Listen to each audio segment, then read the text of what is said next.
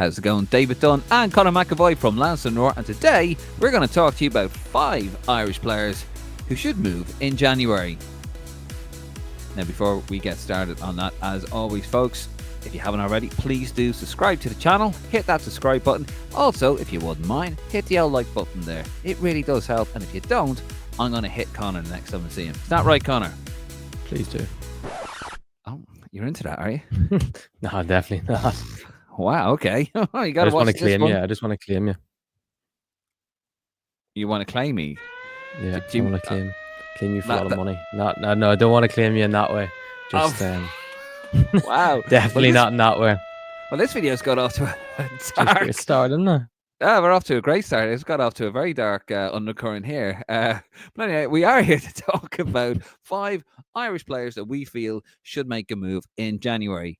Conor, and by the way, in no particular order either. We're just, it's not like, oh, you mean this lad has to make the move the most? No, just all should make a move. You ready, Conor? I'm ready to go. You ready? I'm ready. Let's do it. Here we are, number 5. And of course, Evan Ferguson, 20 years old, centre forward for Brighton. Conor, a lot of talk about this young man. His manager came out and had his... Well, he had a lot to say, didn't he? It's strange. The tune has sort of changed in a way towards the feeling on Ferguson from the Brighton side of things. And imagine Ferguson himself has probably told Hurstler that it's time that you either play me more regular minutes. I'm too good to be sitting on the bench. I'm too young. I need to develop, compared to you're seeing John Duran playing a lot more minutes at Villa. I know he's taken his chance when he's got it off the bench, but he was at least getting 30 minutes in some of these games, or starting games. Ferguson's getting 10, 15 minutes. Welbeck's been the teacher's pet in a sense. Even when Welbeck's not been there now, we've seen João Pedro or Ruter playing as the number 9 as such.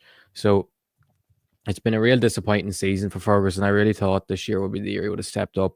But when you have the talent Ferguson has, and people seem to forget that only he and Ferguson only is the only man to equal Wayne Rooney's record for the most goals in a calendar year by a teenager, which cannot be forgotten, which shows the elite talent he has. He's one of the most talented young strikers in Europe, still under only 20, and there should be a queue of Premier League clubs looking at him, even abroad. I'd imagine Bundesliga, the Italian league, they're all big fans. Even if you look at, we've seen today Alex Crook from Talk Sport talk about Chelsea's interest still being there for him, even though a January move would be unlikely because they won't want him on loan.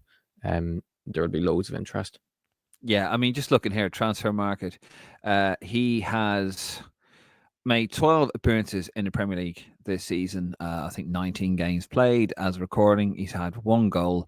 Now, of course, he's had an injury-ridden season. Looking here as well as valuation, Conor, I know you love all this. I mean, according to the transfer market, he's worth only 40 million euros. He was at a high of 65 million euros back in October 2023 when he was a bit of a wonderkind.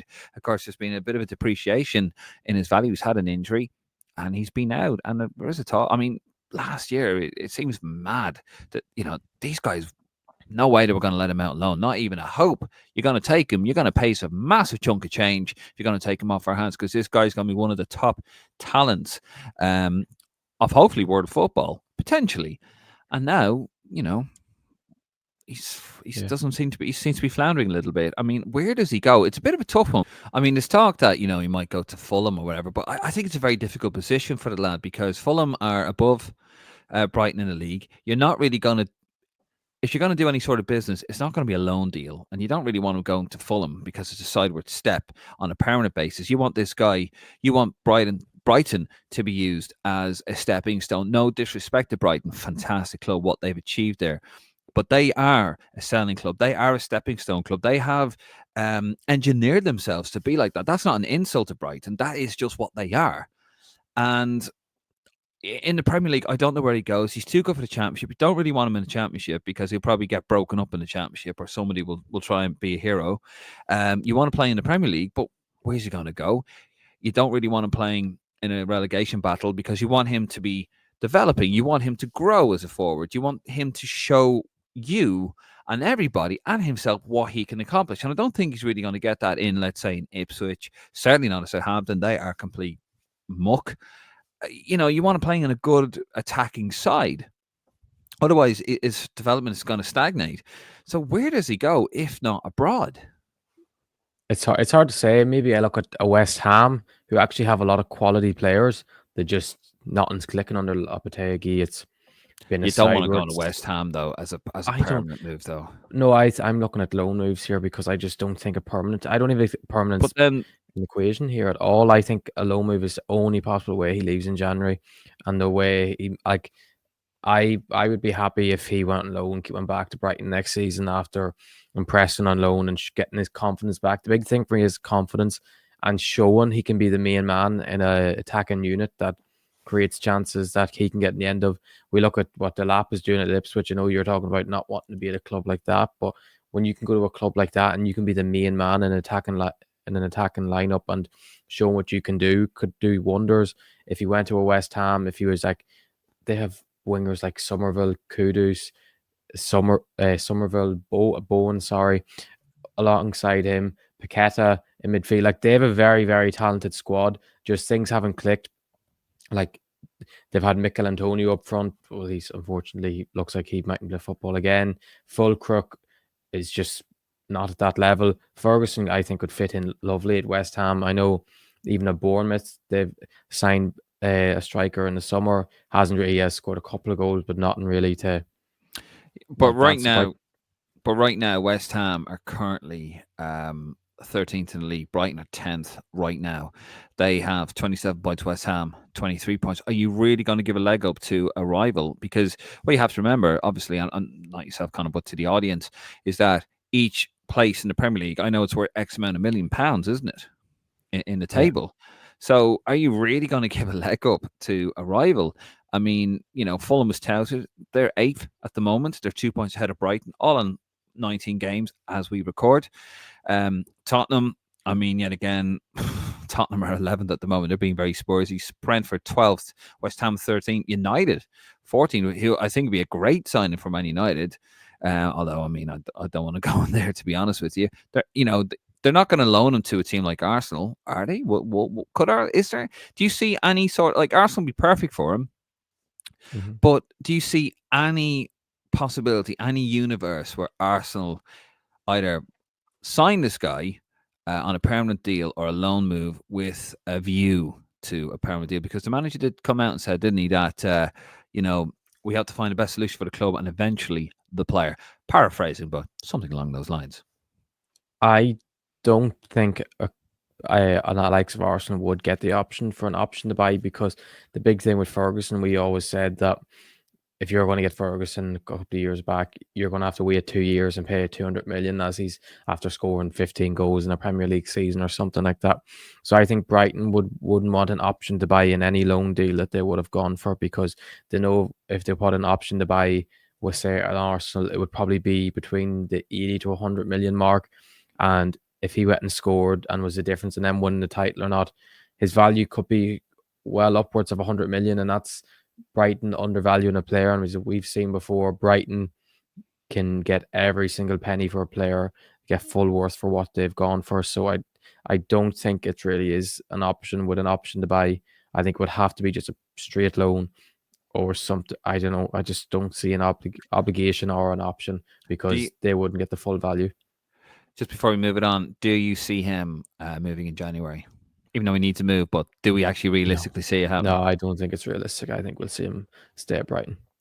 Yeah, I agree with that. And mostly because looking at the league table, looking at the rivals, looking where Brighton are, they're quite, they were third at one time during this season, and they've fallen sharply. So they're in a poor run of form. So I think, as well as you think, Conor, the easiest thing, because it's too complicated, just keep him at the club and then see, hopefully he kicks on towards the rest of the season. Right, number 4.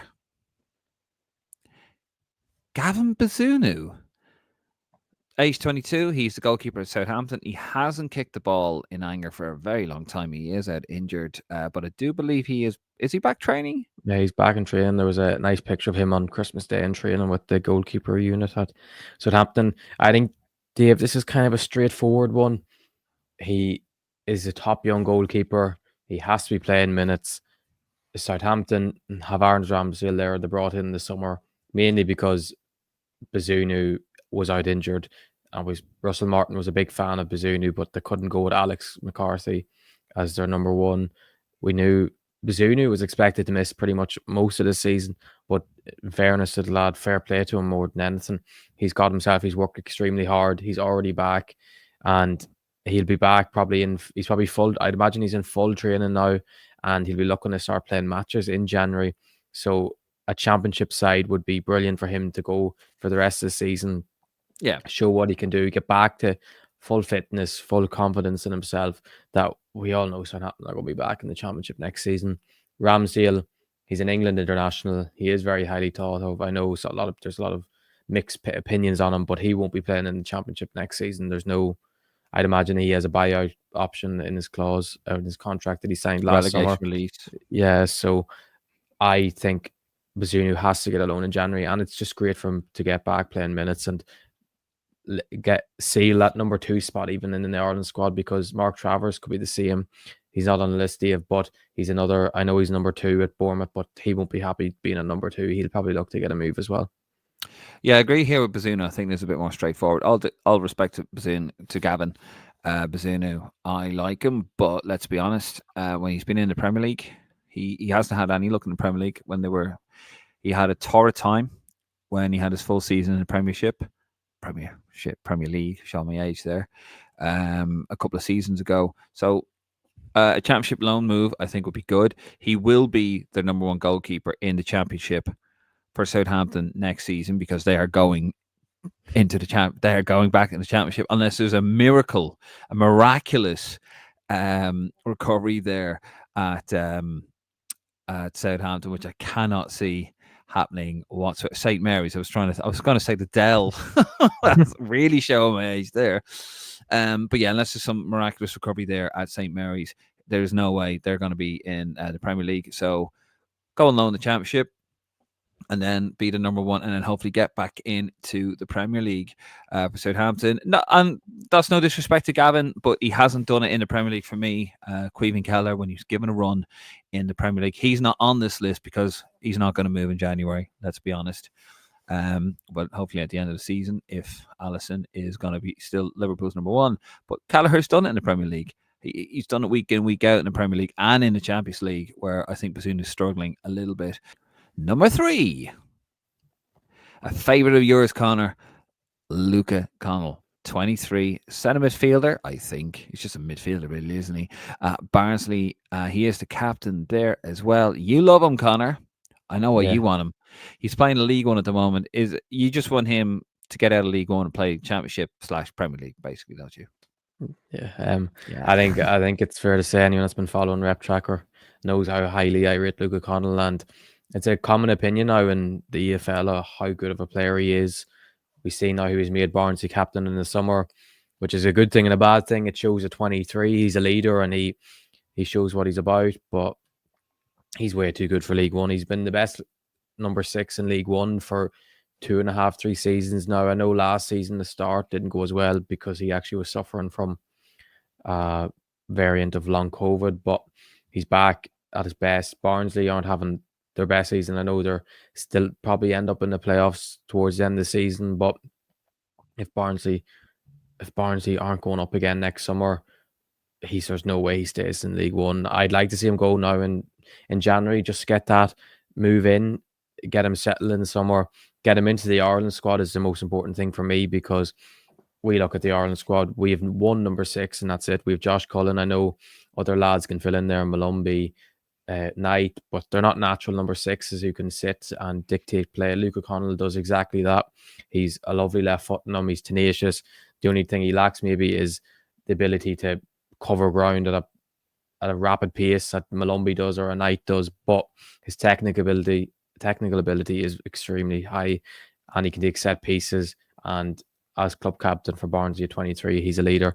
I just think he's a level above what he's playing at, and you don't want your you don't want to be stalling your progression by constantly playing at a level you're too good for and being the best player.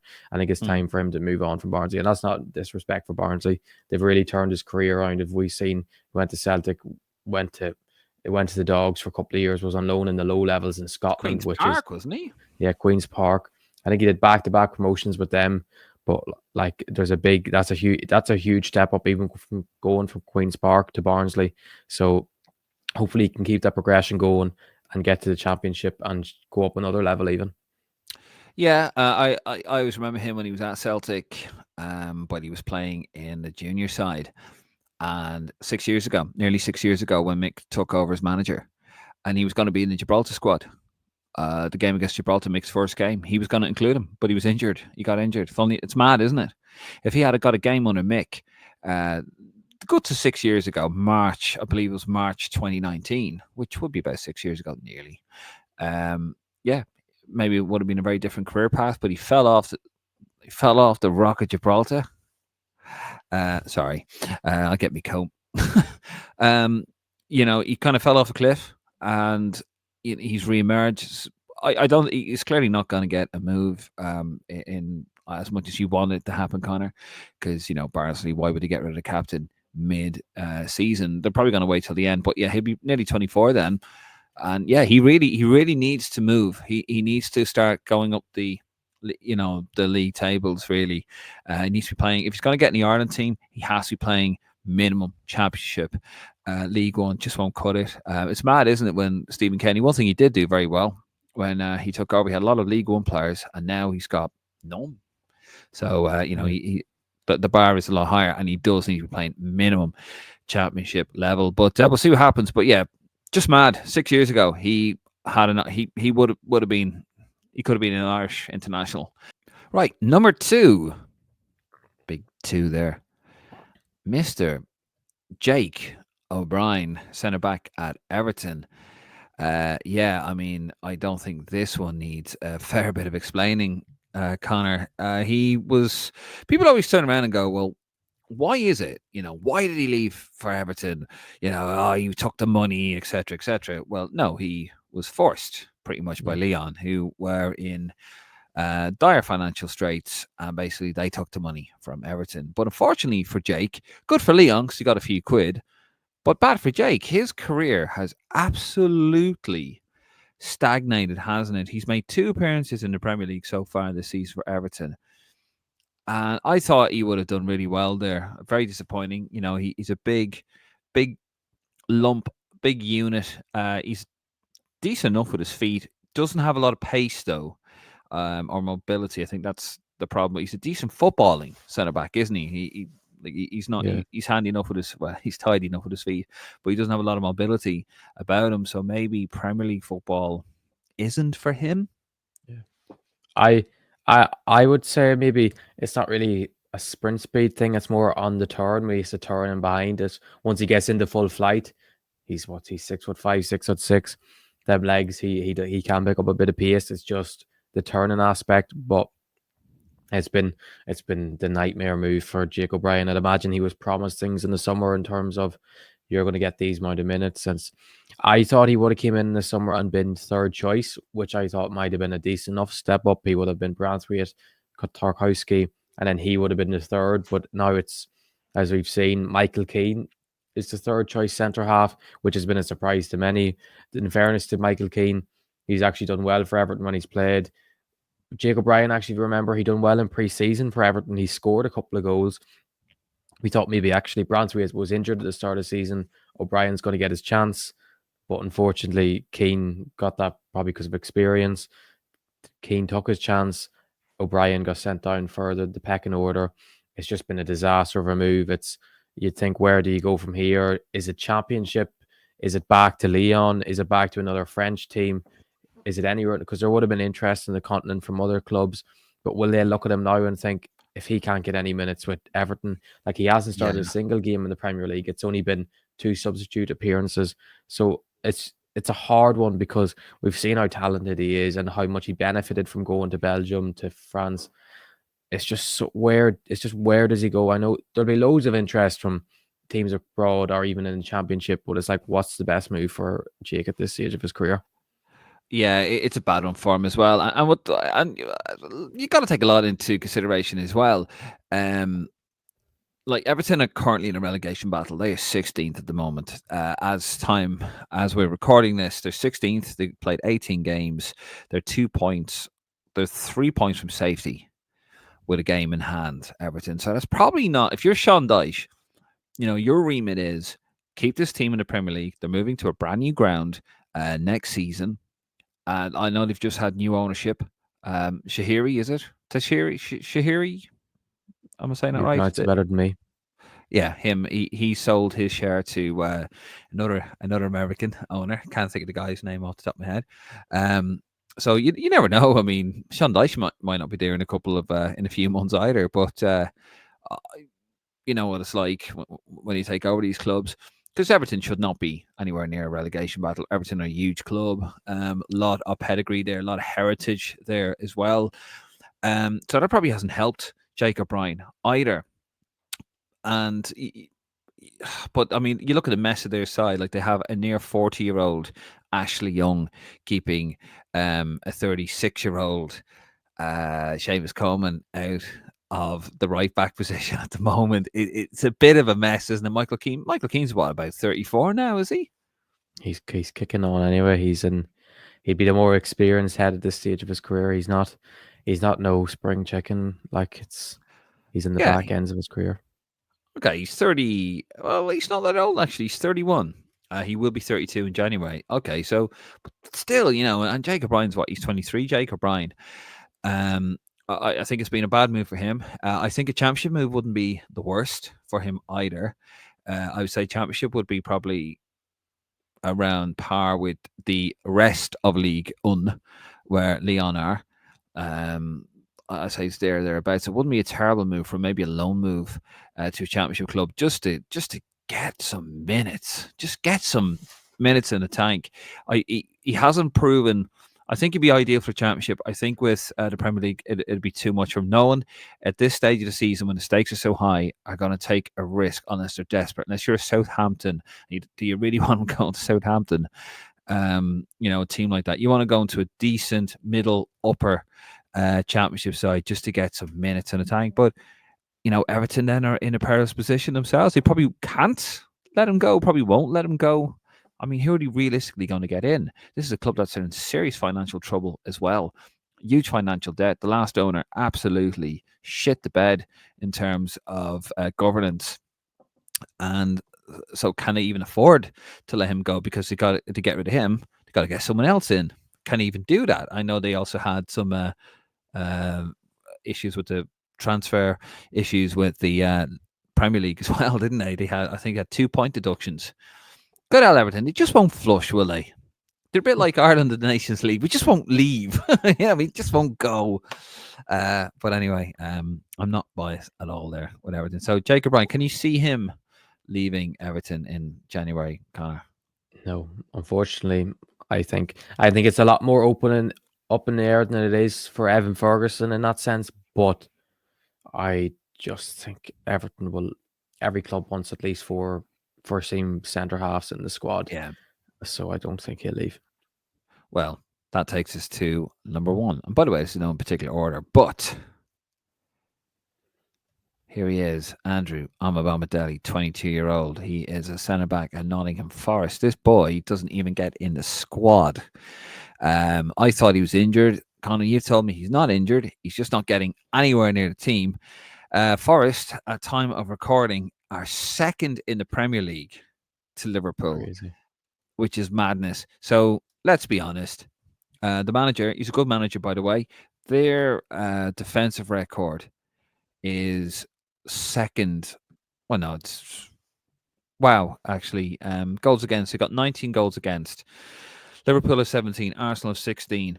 And Forest are third with only 19 goals against. Only 26 goals for, but 19 goals against. So let's be honest. Unless there's a massive injury catastrophe there at the City Ground, he ain't getting in there at all. No. And for me, this is a big shame because Andrew Amabama, anytime he's played for Ireland, I think he's been very good. He's very good on the ball. He's a ball playing centre back, and this boy should be playing regularly. He's Yeah. too good to be sitting on the bench. And even in the Premier League, he's probably not going to get. If he does get a move, he's not going to get a move to a Premier League side. Yet again, I think maybe no one's going to touch him because you haven't seen him. It's going to be Championship side as well, isn't it? But it's hard with Andy because I just think he has the potential to Oh, be a top. Andy, Andy. our mates now. Are you okay? No, sorry, but Andrew Umabamadeli, I think he's a potential to be a top centre half. And Oh you yeah, look at him, you think there's no real weaknesses. Obviously, he can get better, but there's no glaring obvious weakness that he can't develop on or other than being improve. a bit injury prone, of course. Yeah, but like we've seen him actually play a decent amount of minutes last season with Forest in the Premier League. People who I would speak to would always say himself and Murillo, the two of them are going to get sold for 50 million in a couple of years. As far as we're kind of looked at, I know they're coming second at the moment, but you'd always think they're probably a stepping stone for a top player in that sense. But people used to think himself and Murillo, they wouldn't play the two of them together because both of them are still so young.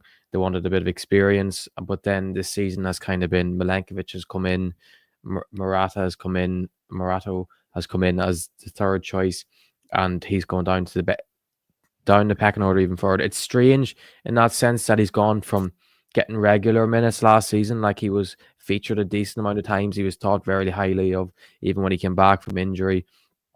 Like I think he's a superb footballer. The potential to be our best centre half, like him and Nathan Collins are both absolutely brilliant in terms of potential. Both actually from Leixlip and Kildare, which is mad to think two of our best players are from there. But the options for Andrew Umabamadeli in January will definitely be there. I think he's the most nailed on the list to get a move in January because Forest will know a player of his quality has to go. I'd imagine it has to be on loan. Forest won't want to lose any money on what their investment was, and they'll know how talented he is, and they'll probably end up selling. I'd imagine Murillo will go next summer, and he could come back in that sense. But it's disappointing now to see that he hasn't got the minutes we think he deserves this season. But knowing a player of his quality, he'll get a good loan in January, and he'll build back from where he went. Yeah, stats this season, he hasn't played a single minute of Premier League football. He's made one appearance in the Carabao Cup or League Cup. He's last on the bench in the Premier League on the 21st of October. That was last time he was on the bench. Now, according to transfermarket.co.uk, he's out with an unknown injury. You say, he's just not featured. Heimer left him out of the last squad because he said he had a problem with his patella or his knee. Yeah. He was, in fairness, he was injured and he came back and he got back towards, I think, that international break. He was carrying a knock and then he came back. But he's been in first team training ever since. Right. Well, I mean, yeah, that boy, he's super talented. He is super talented. Now, he's potential. He's all potential. And let's be honest, everyone on this list is potential. But I mean, I don't think there's anyone over the age of 23. They are all potential. And this lad is, other than Evan Ferguson, of course, he's probably the second one with the most potential. Look at Nathan Collins. People thought, he had a bit of a shaky start. I was a critic of him, and he's just done ever so well. And he's just a young lad too at Brentford. He's fit in perfectly. He's just a mainstay now in the Premier League. And I think Andrew, and you're right, Conor, I think Andrew Amabama, especially alongside, no disrespect to other centre halves, including Jacob Bryan, who's also on this list, but I think he's the one. Those two as their centre back pairing, I think that's the one for the future. But he needs minutes, and hopefully he'll get a move to a championship club. Probably won't get a Premier League club. Anyone else on the periphery that we haven't mentioned? Anyone, by the way, in the comments, please mention below, and we will answer it on the live, which of course will be this Sunday. Conor, anyone else in the periphery? Anyone else particularly fancy? I think Mark Travers obviously is another one that we mentioned earlier in terms of the first team environment. There's a good few lads that would be around under 21 picture. Your likes of Ed McJanet, Harry Vaughan, Joe Bryan Whitmarsh, Dorian Zigu, more even Kevin Zeffy, Frank Gruma, lads like that would want to get a loan in January, get to a club that they can develop, show what to do, especially with a new crop of 21s coming in this coming September to compete for Euros. And Jim Crawford, as we know, was huge and lads playing first team football, getting into it. So we'll probably want to see a good few of them lads get into first team football. And once you get into first team football, you never know. You can put you right into the Ireland senior picture. We've seen stranger things happen. As we see with Amadill, actually, he went pretty much never played a competitive game for the 21s, went straight. He played one friendly, I believe, and got into the Norwich first team and went straight into senior squad and made his debut against Portugal. So stranger things have happened. Hopefully we'll see a number of them under 21s, even some under 19 internationals, get some first team football from January to the end of the season. Yeah, absolutely. We agree. Do you agree with our list? Anyone else you can think of as well? Let us know in the comments below. Thank you very much for watching. David Dunn here with Conor McAvoy. If you haven't already, please do subscribe to the YouTube channel. Just hit the like button as well. It does help. And join us every Sunday for the live Lansdowne Roar, where you can get involved. We are Irish football's most interactive podcast. And don't forget, New Year's Day, we have Lansdowne Legends Part a dough. Yeah, let's keep it. Bit of Osquelga. God, I know you love a bit of that. Anyway, thank you very much for watching. We'll see you on the next one. God bless.